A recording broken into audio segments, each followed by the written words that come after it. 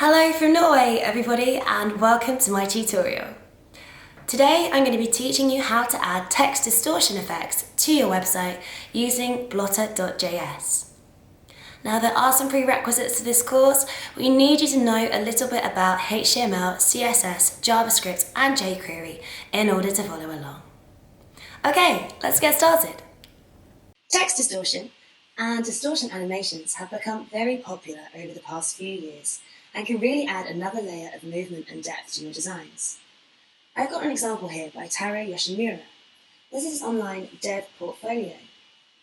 As I scroll up and down, you can see that the text distorts and creates almost wave-like patterns across the page. We're going to be looking at creating a similar effect today, but using Blotter.js. Now, a word of warning. These sorts of effects should be used sparingly and not on paragraphs of text. The way that Blotter actually renders our text means that it's not selectable as an end result. So if I click here, you can see that we can't actually select this text. So keep this in mind when you're using this library and keep these effects for pops of fun on small areas of text on your site and away from your main content, like the stuff on the right-hand side. Okay, let's have a look at our project. We're going to be adding our text effects to a really simple dim sum delivery site called Roku. You can find the finished project in the description below. Our aim is to add text distortion that increases and decreases depending on your mouse position. When the mouse is over to the left-hand side of the page, the distortion decreases. And you can see that our text almost looks completely normal, aside from a slight wave.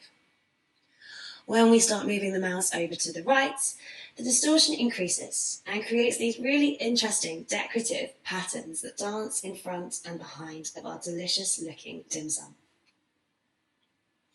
So let's take a quick look at our setup. We've got a starter project here, and you can see it looks identical to the finished project, aside from it is missing our text animations. The HTML and CSS used to build this is fairly straightforward, and hopefully if you look through it, you won't have any trouble understanding it.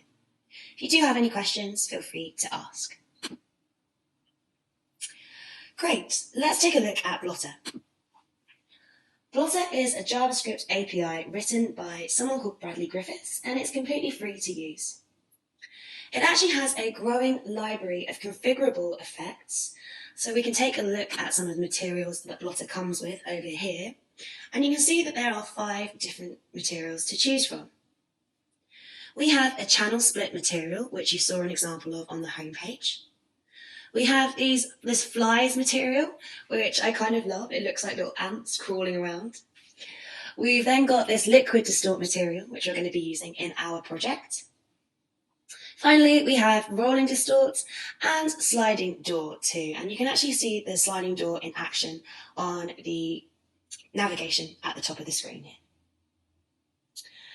Now, usually, before kind of things like Blotter and other libraries came along, it was quite difficult to make these text distortion effects, and you may have had to learn something called a shading language. Shading languages enable you to make changes to the colour, the texture of different materials, and how they are kind of displayed on the screen. If you're interested in learning more about shading languages, you can take a look at GLSL or OpenGL, because Blotter also provides ways for students or more experienced programmers to quickly bootstrap these materials to create their own custom effects.